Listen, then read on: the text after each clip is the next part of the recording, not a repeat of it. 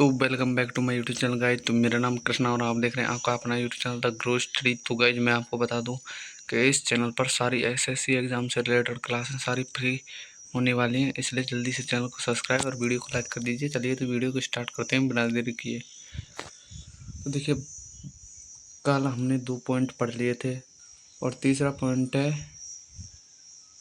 भारत शासन अधिनियम 1858। तीसरा पॉइंट है कि इस अधिनियम के द्वारा जो निदेशक मंडल, बोर्ड ऑफ डायरेक्टर और बोर्ड ऑफ कंट्रोल, नियंत्रक मंडल, दोनों को क्या कर दिया, समाप्त किया और इनकी स्थान पर एक नया पद लागू किया, जिसे भारत सचिव बनाया गया। और इसकी सहायता के लिए 15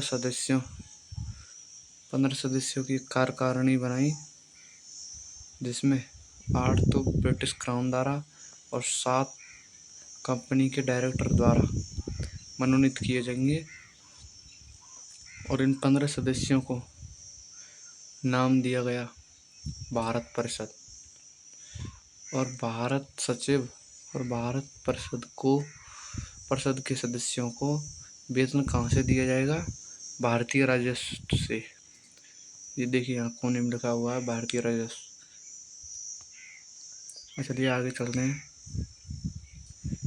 तो देखिए, फिर आता है भारत परिषद अधिनियम 1861। इसके अन्य नाम है सहयोग नीति या उदार नियोक्ता।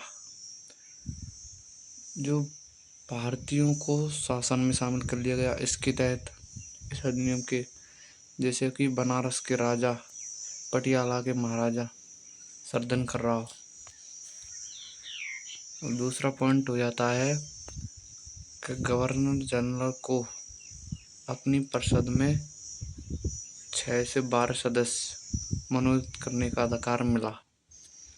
जो गवर्नर जनरल है वो अपनी परिषद में 6 से 12 सदस्य मनोनीत कर सकता है और उनका कार्यकाल 2 वर्ष कर दिया। और जो गवर्नर जनरल को विशेष कानून, अध्यादेश यानी कि विशेष कानून जारी करने का अधिकार दिया गया।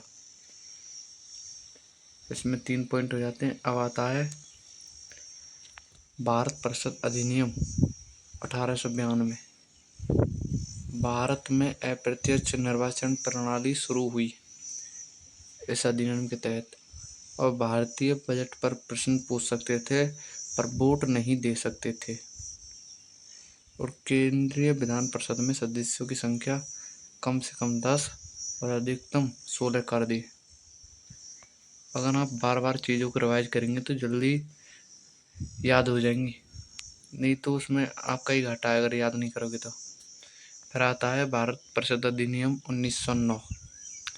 इसे मार्ले मिंटो सुधार कानून के नाम से भी जाना जाता है। भारत में पहली बार सांप्रदायिक निर्वाचन प्रणाली स्टार्ट की गई। सांप्रदायिक निर्वाचन प्रणाली इम्पोर्टेंट है ये। और केंद्रीय विधान परिषद में सदस्यों की संख्या 16 से बढ़ाकर कितनी कर दी? 60 कर दी। मैं बोल रहा हूँ, आप चीज़ों को बार बार रिवाइज करिए।